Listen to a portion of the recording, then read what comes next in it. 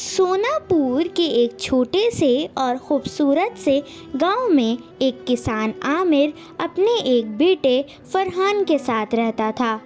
فرحان چونکہ شادی کے بہت سالوں بعد پیدا ہوا تھا، اس لیے عامر کو بہت عزیز تھا اور اس کو بہت ہی لاڈوں سے اور نازوں سے پالا تھا۔ کبھی بھی فرحان کو کسی چیز کی کمی محسوس ہونے نہیں دیتا تھا، جس کی وجہ سے فرحان بہت ہی زیادہ سست اور غیر ذمہ دار بن گیا تھا۔ وہ بیکار لوگوں کی طرح ادھر سے ادھر پھرتا رہتا تھا۔ کافی دن طبیعت خراب ہونے کی وجہ سے اب عامر بھی اپنی موت کے بہت زیادہ قریب تھا۔ یہ جانتے ہوئے بھی اس کے بیٹے کو کوئی فرق نہیں پڑتا تھا اور نہ ہی اس کی عادت میں کوئی تبدیلی آئی تھی۔ وہ سست رہتا اور نہ کوئی گھر کی ذمہ داری سنبھالتا تھا اور سارا دن سڑکوں پر آوارہ گھومتا رہتا تھا۔ عامر کا علاج نہ کروانے کی وجہ سے اور اپنے بیٹے کی یہ حالت دیکھ کر اب عامر کی طبیعت اور بگڑنے لگی تھی۔ موت سے پہلے اس نے اپنے بیٹے فرحان کو بلا کر کہا، بیٹا، مجھے پتا ہے کہ تم کوئی ذمہ داری نہیں اٹھا سکتے، کوئی کام نہیں کر سکتے، اسی لیے میں نے زمینوں میں سونا دبا کے رکھا ہے۔ اب تم وہاں سے وہ سونا نکال کر اپنے استعمال میں لا سکتے ہو۔ یہ کھیت میں سونے والی بات بتا کر عامر مر جاتا ہے۔ اپنے باپ کی تدفین سے فارغ ہونے کے بعد فرحان سوچتا ہے کہ اب گھر کی اور کھیت کی ساری ذمہ داری اس کے اوپر آ گئی ہے۔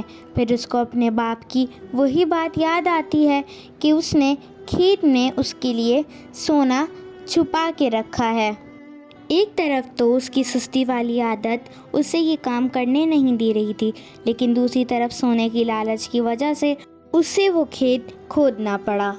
عامر نے لیکن فرحان کو یہ نہیں بتایا تھا کہ اس نے سونا کہاں چھپا کے رکھا ہے، اس لیے بیچارہ فرحان سارا دن کھیت کھودتا رہا، لیکن اس کو سونا نہیں ملا۔ سارا دن کھیت کھودنے کے بعد آخرکار رات ہو گئی، لیکن رات میں بھی اس کو سونا نہیں ملا۔ بیچارہ تھک ہار کر اپنے گھر کو دوبارہ لوٹ گیا۔ اگلے دن بھی اس نے یہی کیا اور سارا کھیت کھودنا شروع کر دیا، لیکن پھر بھی اس کو سونا نہیں ملا۔ آخر تک ہار کر اس نے جب سونے ڈھونڈنے سے ہار مان لی تو وہ ایک جگہ جا کر کھڑا ہو گیا اور سوچنے لگا، لگتا ہے میرے بابا نے مجھ سے جھوٹ بولا تھا، یہاں تو کچھ بھی نہیں ہے، لیکن یہ کھیت میں ایسے ہی جانے تھوڑی نہ دے سکتا ہوں۔ یہاں تو اتنا اچھی کھیتی باڑی کرنے کی جگہ بنی ہوئی ہے، یہاں میں کھیتی باڑی کروں گا اور اپنے بابا کی پسندیدہ فصل اگاؤں گا۔ بابا کی پسندیدہ فصل تو مکئی کی تھی نا، اب مکئی اگاؤں گا اور مکئی ہی بیچوں گا۔ اسی طرح وہ اپنے کھیت میں مکئی کے بیج ڈالتا ہے اور ان کا خوب خیال رکھتا ہے، ان کو روزانہ پانی دیتا ہے اور خوب محنت کرتا ہے۔ ایسے ہی کچھ دن گزر جانے کے بعد وہ دیکھتا ہے کہ فصل بہت اچھی ہوئی تھی، جتنا اس نے سوچا تھا اس سے ڈبل اس کو اس کی محنت کا صلہ ملا تھا۔